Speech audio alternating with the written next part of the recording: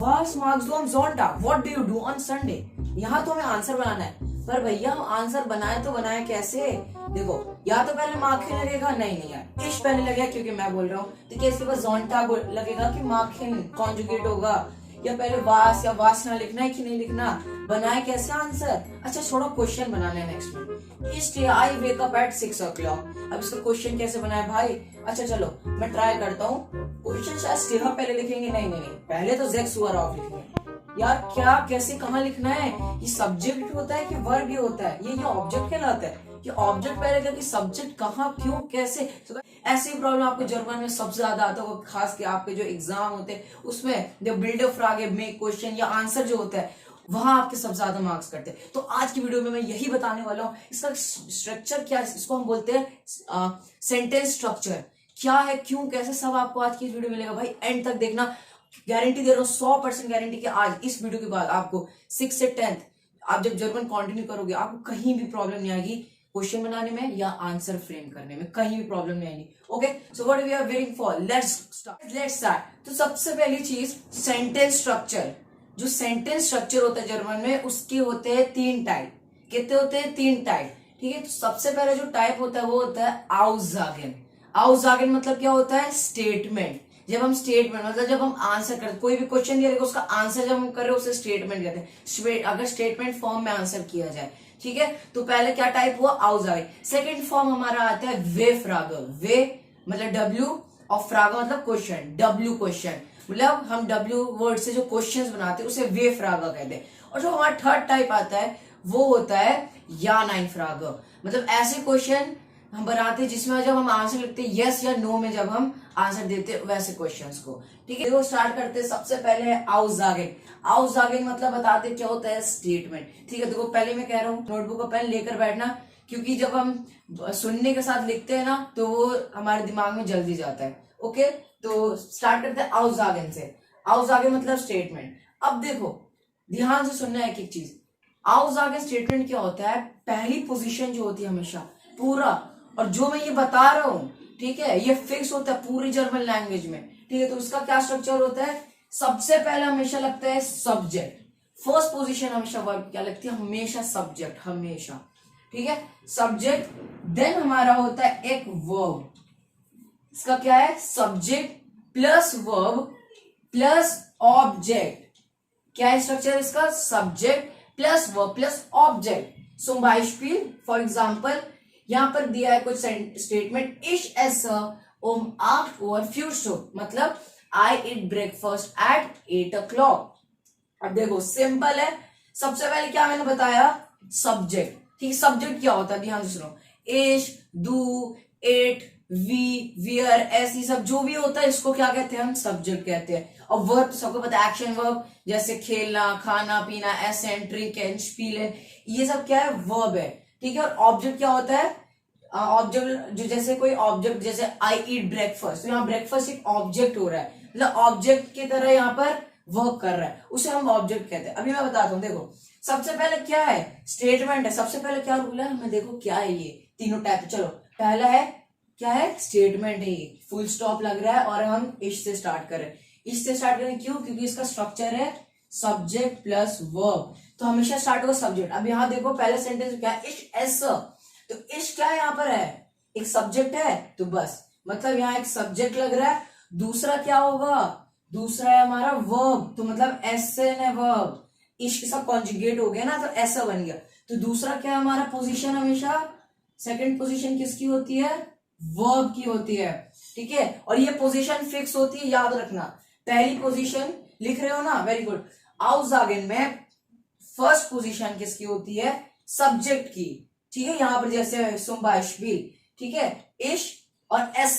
Second position किसकी बताया? Verb की, तो यहां पर वर्ब लगा है। अब याद रखना एक चीज, सब्जेक्ट प्लस वर्ब और ऑब्जेक्ट। अब ठीक है, अब देखो जो भी सब्जेक्ट और वर्ब को छोड़ के जो चीज होती है, जो भी एडिशनल इंफॉर्मेशन यहाँ पर लिखी है मैंने, ओम आप टू फ्यूचर, उसको जर्मन कहते हैं एयरगेंजुम। ठीक है, एयरगेंजुम मतलब होता है जो भी एडिशनल इंफॉर्मेशन, जैसे चाहे वो ये ऑब्जेक्ट हो, कोई एडवर्ब हो, कोई प्रेपोजिशन, कोई भी एडिशनल फालतू की इंफॉर्मेशन, आई मीन नॉट फालतू बट एक्स्ट्रा इंफॉर्मेशन जो इसमें दे रखी है सब्जेक्ट और वर्ब को छोड़ के, उसे एयरगेंजुम कहते हैं। ठीक है, वोकैबुलरी में लिख लेना। ठीक है, तो यहाँ पर ये सब ऑब्जेक्ट कह सकते हैं हम इसे, या हम डायरेक्टली इसे कह सकते हैं, क्या कह सकते हैं हम, एयर गन्जुम, एयर गैंजुम। ठीक है, तो ये मैंने समझाना था स्टेटमेंट। जो भी आप क्वेश्चन, आप 6 से लेके 8 तक, चलो 6 से ही देख लो, कोई भी आप क्वेश्चन एक उठाओ और एक एक क्वेश्चन को ऑब्जर्व करो, उसमें आप नोटिस करोगे जो जो आपने आंसर लिखे सब में भाई यही लग रहा है, aussagen। हमेशा कहीं भी देख लो, हमने चाहे वो वियर से स्टार्ट हो, एस से स्टार्ट हो, हमने स्टार्ट तो किससे किया, हमेशा सब्जेक्ट से, और सेकंड पोजीशन किसकी है, वर्ब की। कभी ऐसे दिखा है कि कोई भी सेंटेंस देख लो, कहीं भी ऐसा नहीं होगा कि वर्ब लास्ट में है या शुरू में, हमेशा सेकंड पोजीशन ही में होगा वर्ब। और सब्जेक्ट अभी आगे बताता हूं, इसका एक कंडीशन है। ठीक है, अब देखो ये तो था भाई पहले एग्जाम्पल। सेकंड क्या है, वियर स्प्रेशन heute Deutsch, ये दूसरा एग्जाम्पल इसका। वियर क्या है, क्या है, सब्जेक्ट है, वेरी गुड, सब्जेक्ट हो गया, प्लस क्या था हमारा इसका स्ट्रक्चर, सब्जेक्ट प्लस वर्ब, और वर्ब क्या हो गया यहाँ पर, स्प्रेशन। ठीक है, क्या हो गया, स्प्रेशन क्या है हमारा, एक वर्ब, और ये क्या है, एयर गैंजुम। ठीक है, additional information, got it, very good. ठीक है, अब देखो ये तो था भाई aussagen की बात। अब इसमें क्या होता है, कंडीशन होता है, क्या होता है, आपने भी ऑब्जर्व किया होगा कि क्या होता है, हम सेंटेंस में जैसे इश ऐसा लिख रहे हैं, लॉन्ग लॉन्ग सेंटेंसेस क्या होता है भाई, ऐसा इश बन जाता है। अब यहाँ पर बच्चे कंफ्यूज होते हैं, इश ऐसा है तो ऐसा इश क्यों हो जाता है, ये देखो रीजन यहाँ पर यही है, ध्यान से समझना। देखो इसमें एक कंडीशन क्या होता है ना, कि हम क्या सब्जेक्ट और ये एयर गन्जुम की जो पोजीशन होती है उसे चेंज कर सकते हैं, मीनिंग में कोई चेंज नहीं होगा, चाहे इसको या इसको। जैसे यहाँ पर क्या है, इश वियर स्प्रेशन heute Deutsch, यहाँ पर डॉइच को यहाँ लिख दो और heute को लास्ट में लिख दो, या दोनों को एक्सचेंज कर दो, मीनिंग सेम रहेगा। अभी मैं आपको एग्जांपल दिखाता हूँ। जैसे यहाँ पर क्या है, वियर स्प्रेशन heute Deutsch, we are going to speak German today. ठीक है, आप इसको ऐसे भी लिख सकते हो, कैसे, मैंने क्या लिखा, डॉइच स्प्रेशन वियर heute। देखो पहले क्या था, वियर स्प्रेशन डॉइच और heute Deutsch, यहां क्या लिख दिया, डॉइच स्प्रेशन वियर heute, मतलब we are speaking German today, meaning same है। ठीक है, बस उसमें क्या हो रहा है, जैसे यहाँ पर सब्जेक्ट है और यहाँ पर एक है, इसकी बस हमने पोजीशन चेंज कर दी। अब एक चीज याद रखना, ठीक है, अब देखो, अच्छा चलो उसे, अब सबसे पहले एक और चीज देखो, इसको हम एक और तरीके से भी लिख सकते हैं। जैसे यहाँ पर हम ये भी लिख सकते हैं, डॉइच स्प्रेशन वियर heute, या हम इसे ऐसे भी लिख सकते हैं, heute स्प्रेशन वियर डॉइच। heute को यहाँ ले आओ, वियर को यहाँ ले आओ, क्या हो जाएगा, heute स्प्रेशन वियर डॉइच। तीनों तरीके से आप लिख सकते हो।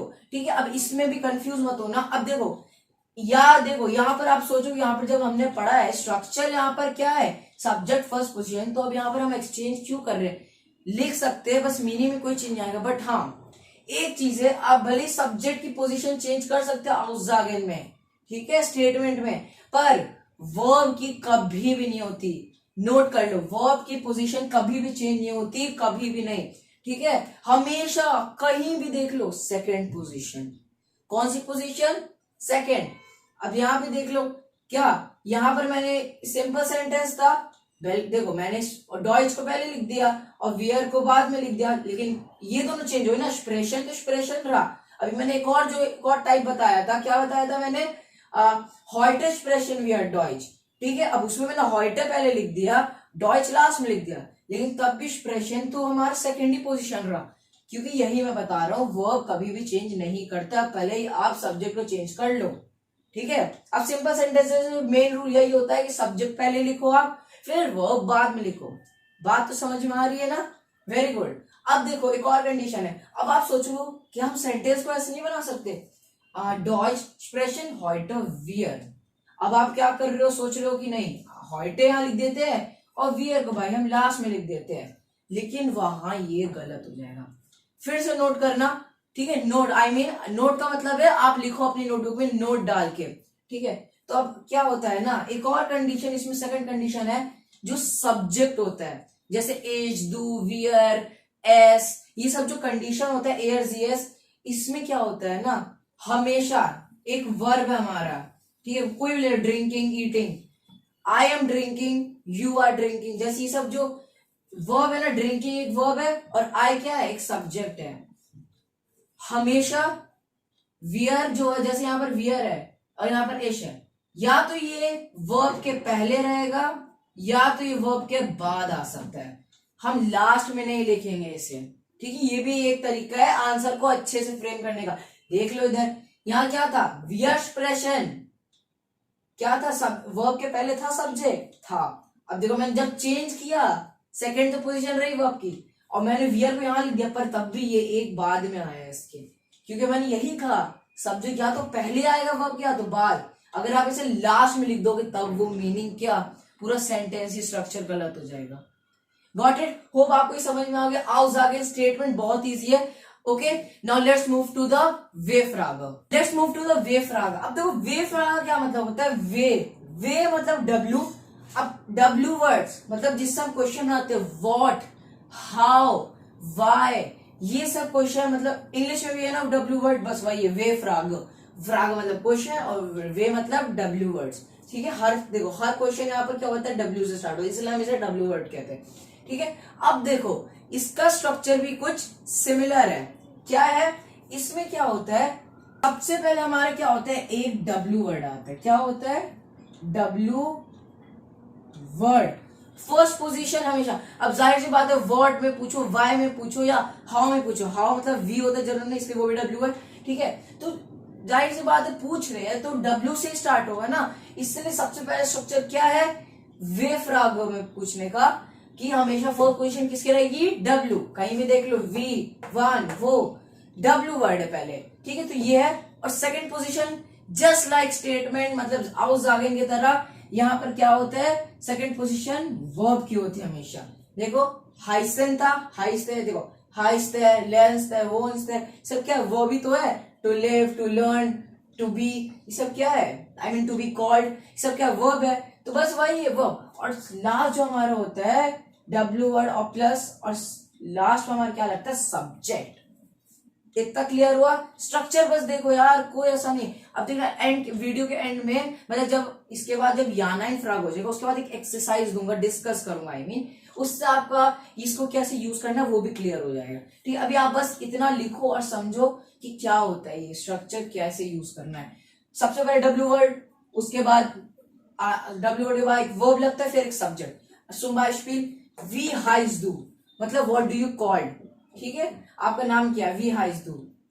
वी मतलब हाउ, मतलब एक डब्ल्यू वर्ड है, तो सबसे पहले हमने डब्ल्यू वर्ड लगाया, ठीक है। और उसके बाद क्या है, एक क्या है, ये हमारा एक वर्ब है, सेकंड पोजीशन वर्ब आई, और फिर दू क्या था, एक सब्जेक्ट पढ़ाया था। लो एज पर द स्ट्रक्चर हमने फॉर्म कर लिया। देखो मैथ्स का आइडेंटिटी है, जैसे ए स्क्वायर बी स्क्वायर सब पढ़ा है ना सबने, तो उसी की तरह है। जैसे आइडेंटिटीज के हिसाब से हम सॉल्व करते हैं उसी की तरह यही है। इसको आइडेंटिटी समझ लो, जैसे वे फ्राग आइडेंटिटी है, W plus verb plus subject, तो बस वही हमने अप्लाई करना है और बस वो फॉर्म हो जाएगा। सेकंड देख लो, वान लर्न्स टू डॉइच, when do you learn German.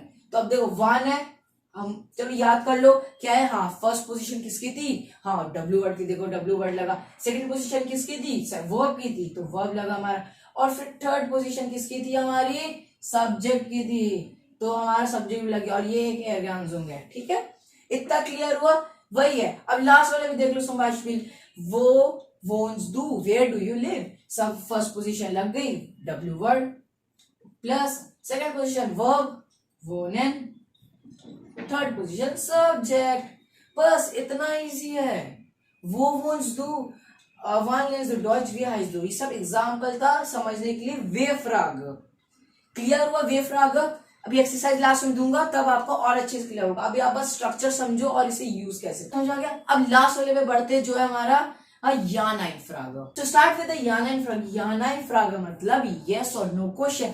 ऐसे क्वेश्चन जिसमें जब हम आंसर करते हैं हाँ या ना में जवाब देते, वैसे क्वेश्चन को हम कहते हैं यानाइन फ्राग। zum Beispiel, क्या आप फुटबॉल खेलते हो, हाँ मैं खेलता हूँ। क्या आप ये खाते हो, हाँ मैं खाता हूँ। क्या ये खाते हो, नहीं मैं ये नहीं पीता।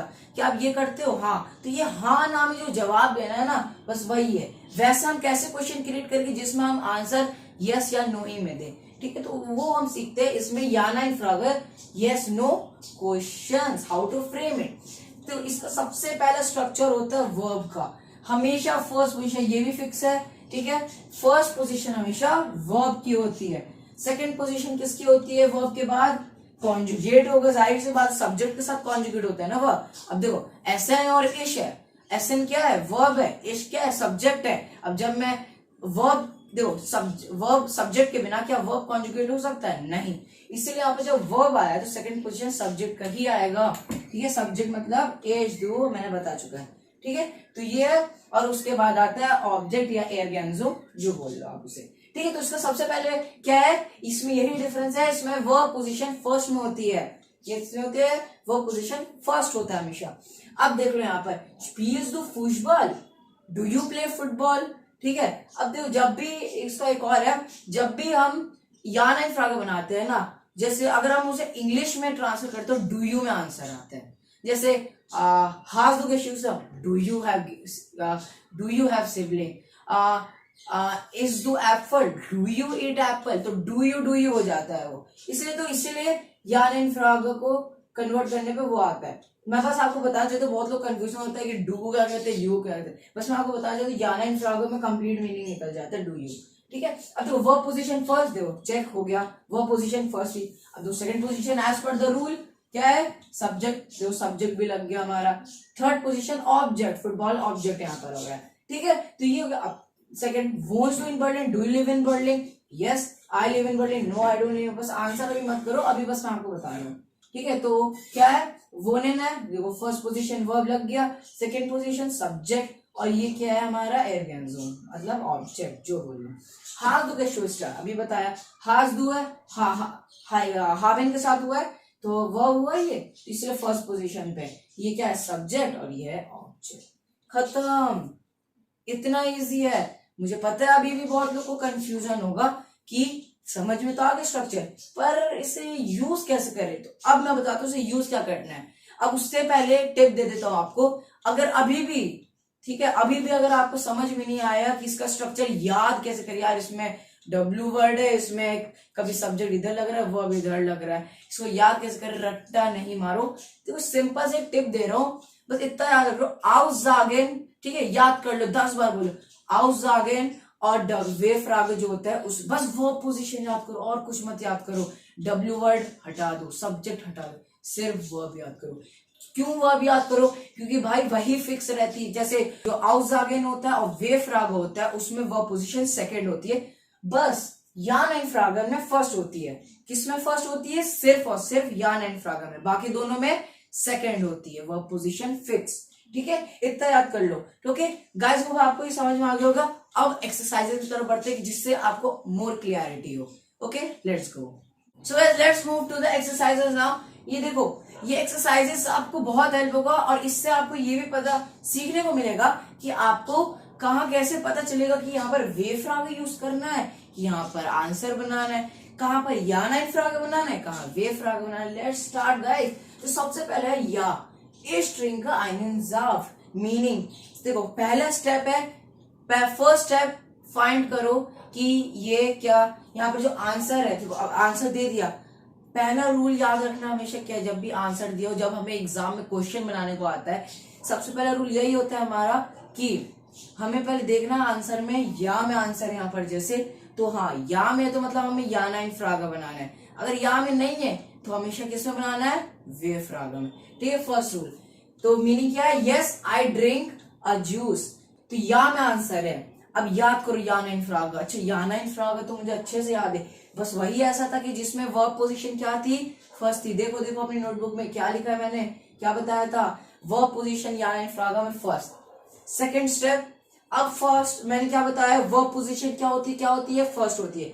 अब यहाँ पर सेंटेंस में फाइंड करो कि वर्ब का है हमारा, या इस ट्रिंक का आइनजाम। अब ट्रिंक का क्या है हमारा, वर्ब है, तो मैंने बताया था स्ट्रक्चर हिसाब से वर्ब पहले लगता है, तो उठा के ऊपर लिख दो ट्रिंका को, ठीक है। अभी देखना बस, अब ट्रिंका लिखा है, मैंने क्या बताया यार, अब मैं क्या पूछ रहा हूँ कि आंसर यहाँ में दिया होगा, मैं ऐसे ना पूछूंगा कि do you drink a juice, उसने क्या बोला होगा सामने वाले ने कि yes I drink a juice, तो डू यू बोल रहे हैं। अब देखो कभी भी वर्ब के साथ मतलब अकेले तो नहीं लग सकता, एक सब्जेक्ट लगता है, तो सेकंड पोजीशन क्या थी, सब्जेक्ट की थी।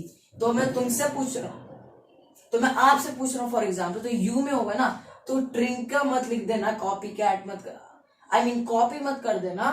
आप क्या करोगे, डू में पूछ रहे हो तो आप कॉन्जुगेट कर दो, क्या बन जाएगा, ये ट्रिंक्स, याद रखना है, ठीक है। अब डू में पूछे तो ये लिख दिया, ड्रिंक्स डू यू ड्रिंक। अब यहाँ पर एयर गेंजुम को देखो, ये रूल बड़ा अच्छा है, एयर गेंजुम को बस क्या करना है, उतार देना है हमें, आइनन जाफ्ट बस लिख दो, आइनन जाफ्ट। अब क्वेश्चन पूछ रहे, जाहिर सी बात है तो क्वेश्चन मार्क लगाना मत भूलना। बन गया, इतना इजी, या इस ड्रिंक आइनन जाफ्ट, ड्रिंक्स डू आइनन जाफ्ट, बस। अब तो भाई ऐसे ही फुल मार्क्स मिलेंगे हमें, है ना। अब देखो सेकंड क्या है, मार्क्स डू आई न कार्ड, do you like a cat, क्या आपको कैट पसंद है, मार्क्स डू मतलब do you like a cat. अब देखो यहाँ पर आंसर नहीं भी पता होगा, ठीक है, मीनिंग भी नहीं पता होगा, तब भी बना लो, क्यों, स्ट्रक्चर के हिसाब से। स्ट्रक्चर क्या था, आउस जागेन है, आंसर बनाना मतलब वही हुआ आउस जागेन। तो अब देखो आउस जागेन का पहला रूल क्या है, इश में आंसर करना है, डू में मतलब जैसे हिसाब से क्वेश्चन होगा उस हिसाब से आपको आंसर करना है, ठीक है। जैसे अगर डू में तो इश में आंसर होगा, ठीक है, ईयर में तो वियर में होगा। तो यहाँ पर मार्क्स डू आई कैट, do you like a cat. अब देखो, अब पहले तो ये फाइंड करना है कि आपको इश में आंसर देना है कि यस नो में देना है। अब देखो सबसे पहले रूल देखो कि कौन सा है, मार्क्स डू आई कैट, ये तो मुझे लग रहा है कि याना इन फ्राग, याना इन फ्राग बिल्कुल सही, क्यों, यहाँ पर वर्ब फर्स्ट आ रहा है हमारा, तो मतलब हमें यस ही नो में आंसर देना है, इश में नहीं देंगे भैया, गलत बोल रहा था मैं पहले, है ना। तो भाई बस हमें क्या करना है, यस और नो में आंसर दे देना है, बस इतना इजी। तो मार्क्स डू, अगर जैसे मैं करता हूं यस आई लव कैट, तो या और कॉमा इश माग आई न कार्ड्स, ठीक है। तो पहले या नहीं था क्या, आई मीन या नाइन में क्या था, या लिखना है। फर्स्ट क्वेश्चन क्या थी, आउस आगे में सब्जेक्ट, ये लो भाई इश है सब्जेक्ट। सेकंड पोजीशन क्या थी, वर्ब, ये लो इश के साथ माग हो जाता अगर आपको कॉन्जुगेशन याद हो तो, ठीक है। तो इश माग और आगे एयर गेंजो, मतलब आयन कार्ड को उतार दो, खत्म कहानी यही, यस आई लव कैट्स, खत्म। नेक्स्ट बढ़ो, इश पिंडम आते इंटरेस्टेंट, आई फाइंड मैथ्स इंटरेस्टिंग। अब क्या यहाँ क्वेश्चन बनाना है, कौन सा, या नाइन बनाना है कि वेफ्राग बनाना है। अब मुझे तो कहीं भी या नाइन में आंसर दिखने है, तो इसका मतलब हमें कौन सा बनाना है, वेरी गुड, वेफ्राग बनाना है। तो इस पिंडम आते इंटरेस्टेंट, क्वेश्चन कैसे बनेगा, वर्ब याद करो, स्ट्रक्चर याद करो, नोटबुक में लिखा है, देखो जल्दी क्या था, वेफ्राग में सबसे पहले क्या है, डब्ल्यू वर्ड है, वेरी गुड। अब अगर आपको इसका याद होगा, how do you find maths, ऐसे ना पूछोगे हाउ डू यू फाइंड, तो हाउ क्या बोलते हैं जर्मन में, वी, वेरी गुड, वी। अब देखो डब्ल्यू वर्ड, तब फिर क्या बताया था, हाँ फिर क्या था, सेकेंड पोजीशन वर्ब की होती है हमेशा, क्योंकि बस या नाइन में क्या होता है, फर्स्ट पोजीशन होती है वर्ब की, इसमें सेकेंड। तो फिंडेस्ट, फिंडेस्ट क्यों का भाई, दू भी तो है, आपसे पूछ रहे हैं, वी फिंडेस्ट डू। अब ये क्या है, मैथ्स बोल रहे हो तो माथे, बस, और क्वेश्चन मार्क, क्वेश्चन पूछ रहे हो तो how do you find maths, वी और सेकंड पोजीशन वर्ब, फिंडन सब्जेक्ट लगेगा, थर्ड पोजीशन दूसरा कॉन्जुगेट फिंडेस्ट बना, वी फिंडेस्ट डू मैथ्स, how do you find maths, खत्म। नेक्स्ट, नाइन इश मार्क काइंड हाउस, no I don't like house pet, मतलब पेट एनिमल्स, मतलब घर में पेट जो होते हैं मुझे वो नहीं पसंद है। अब यहाँ पर नाइन में तो जाहिर सी बात है या नाइन में आंसर होगा। अब या नाइन में क्या था स्ट्रक्चर, पहला वर्ब, अब वर्ब ढूंढो कहा, अरे वाह मिल गया मुझे, वर्ब क्या है, माग है। अब माग मत लिख देना, मैं आपसे पूछ रहा हूँ, डू के साथ कॉन्जुगेट होगा, इसके तरह मार्क्स बनेगा, तो क्या होगा, marks, first position verb, second position subject, तो मार्क्स वर्ब हुआ, दूसरा कॉन्जुगेट वो सब्जेक्ट है, मार्क्स डू हो गया, तो मार्क्स डू, और क्या है, हाउस टीयर, क्या है अगेंजुम मतलब ऑब्जेक्ट, तो हाउस टीयर, हाउस एनिमल, हाउस पेट, और question mark, do you like हाउस टीयर, नाइन इश मार्क काइना हाउस टीयर, I don't like house pet, ठीक है। तो मार्क्स डू यू लाइक और हाउस टीयर, खत्म। First question verb, second position subject, और फिर ऑब्जेक्ट। देखो अब समझ में आ रहा है, वेरी गुड। तो लाइक कर देना, सब्सक्राइब भी जरूर करना, क्योंकि अब मुझे पता आपको क्लियर हो गया होगा अच्छे से कि कहाँ पर कैसे यूज करना, स्ट्रक्चर तो पहले आ गया था भाई, अब यूज कैसे करना है वो भी मैंने बता दी। अब लास्ट वाला क्या होगा, इश लैंड डॉइच एम वॉकिनेंडर, इसका आंसर आप भाई आपको कमेंट में बताना है। तो मैं इंतजार करूंगा, देखते हैं कौन सबसे पहले बताता है इसका आंसर। एक बार पढ़ देता हूँ, इश लैंड डॉइच एम वॉकिनेंडर, I learn German on weekends. अब आपको बताना है क्या वे फ्रागर कि या नाइन फ्रागर, कि कैसे बनाएगा क्वेश्चन, कमेंट करो। होप गाइस आपको अच्छे समझ में आ गया होगा। होप आपको आज की वीडियो अच्छी लगी तो भाई रेड कलर का जो बटन नीचे सब्सक्राइब का बस उसे यार क्लिक कर दो। मैं कुछ जानता, क्लिक हो जाना चाहिए, ठीक है। आप जैसे भी करो क्लिक कर दो बस, और लाइक भी कर देना अगर आपको आज की वीडियो अच्छी लगी और सब कुछ अच्छे समझ में आया। कह रहा हूँ दूसरों के साथ शेयर करो, जिनको भी इसमें प्रॉब्लम होती है उनके साथ वीडियो शेयर करो कि उन्हें भी प्रॉब्लम ना हो। 6 से 10 तक किन्हीं को भी भेज दो, आपका फायदा होगा, उनका भी फायदा होगा, ठीक है। Next video very soon guys, till then auf Wiedersehen und bis bald।